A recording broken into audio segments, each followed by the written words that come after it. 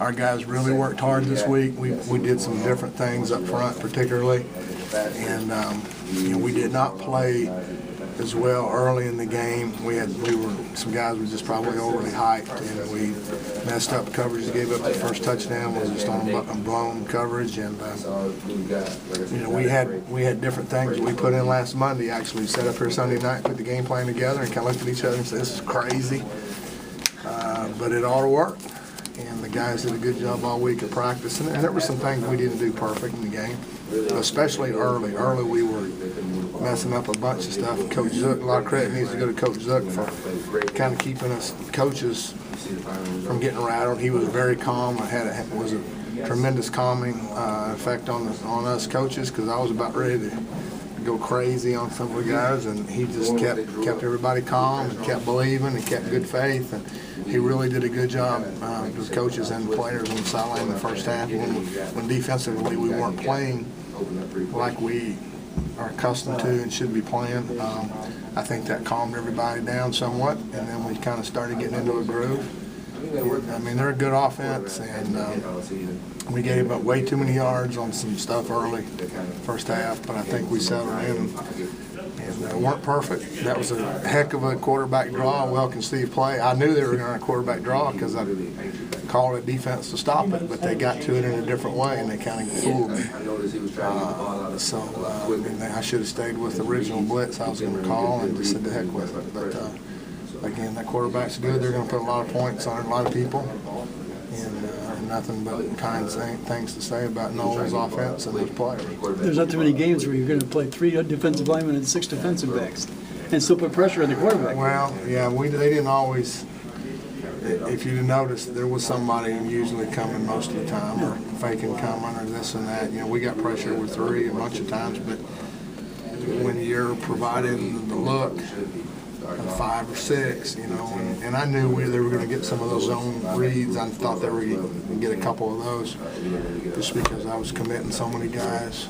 But there were some they shouldn't have gotten if we had played it right. But committing so many guys to the pass, I still think we could have done a better job, or should have done a better job defending the pass than what we did. What were some of the crazy things you dreamed up Sunday night? It wasn't just. I mean, it was. But when a team, you want to waste linemen, and by twisting, and there's no way. The thing about a spread team is it's hard for them to get the ball all the way around the far side, which they actually did a couple of times before I had to, stop doing what we were doing, and then they came back to it. But with an offense that has the big gaps and they spread it out, you can't. They want you to have a 4 down front, and they want to have open A gaps and B gaps for the quarterback to have vision.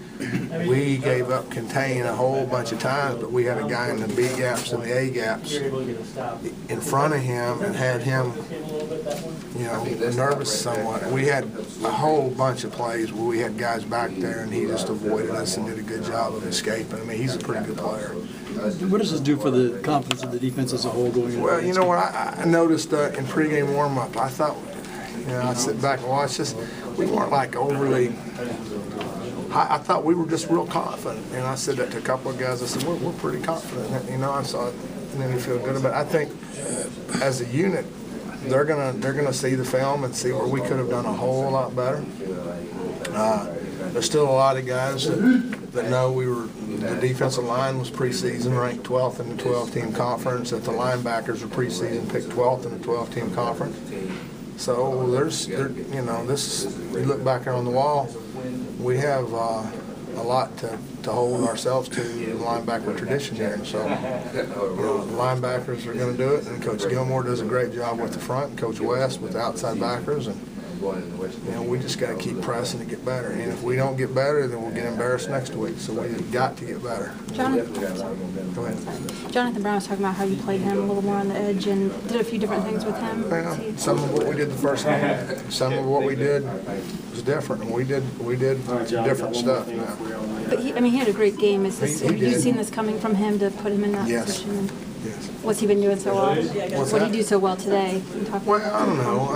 He probably did some things well. There's probably some things he didn't do. But JB's got fantastic instincts, and sometimes I have to reel him in a little bit because his instincts will get him in some position.